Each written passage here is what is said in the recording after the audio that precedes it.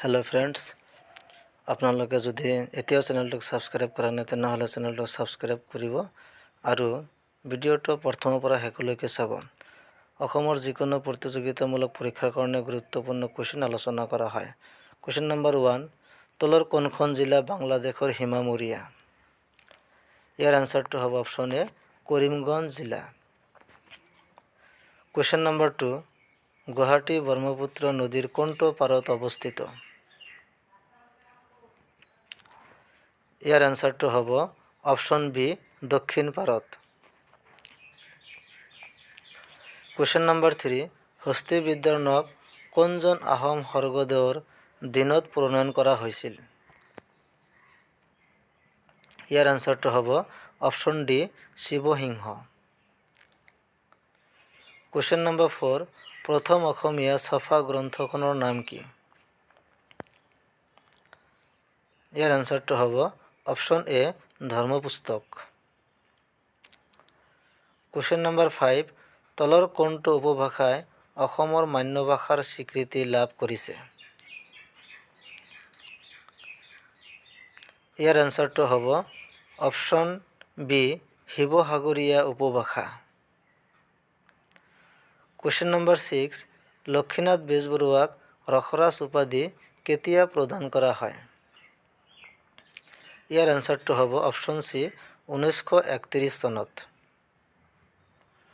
Question number 7, অসমীয়া সাহিত্যৰ মুকুটবিহীন সম্ৰাট বুলি কাক জনা যায়? ইয়াৰ আনসাৰটো হ'ব অপশ্যন ডি, লক্ষ্মীনাথ বেজবৰুৱাক। কোৱেশ্চন নম্বৰ 8, পদ্মনাথ গোহাঞিবৰুৱাই সম্পাদনা কৰা এখন আলোচনী হ'ল? ইয়াৰ আনসাৰটো হ'ব option C, Usha. Question number 9, 1985 চনৰ অসম চুক্তি স্বাক্ষৰ কৰাৰ সময়ত অসমৰ মুখ্যমন্ত্ৰী কোন আছিল?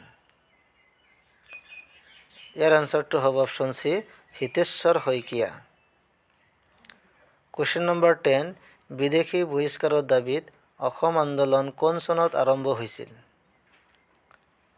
ইয়াৰ আনসাৰটো হ'ব অপশ্যন বি, 1979 চনত। কোৱেশ্চন নম্বৰ 11, অসমীয়া সাহিত্যত গীত কবিতাৰ প্ৰৱৰ্তক বুলি কাক জনা যায়? ইয়াৰ আনসাৰটো হ'ব option B, Chandrakumar Agarwala. Question number 12, নৰকাসুৰৰ সমসাময়িক শোণিতপুৰৰ ৰজাজনৰ নাম কি আছিল? ইয়াৰ আনসাৰটো হ'ব option C, Banaraja. Question number 13, অসমত ৰেল সেৱা কেতিয়া আৰম্ভ হৈছিল? ইয়াৰ আনসাৰটো হ'ব অপশ্যন চি, 1884 চনত। কোৱেশ্চন নম্বৰ 14, তলৰ কোনখন ব্যাঘ্ৰ প্ৰকল্প নহয়? ইয়াৰ আনসাৰটো হ'ব option A, Dibru-Saikhowa. Question number 15, কোনখন অৰণ্যত বাঘৰ ঘনত্ব পৃথিৱীৰ ভিতৰত সৰ্বাধিক? ইয়াৰ আনসাৰটো হ'ব অপশ্যন বি, কাজিৰঙা।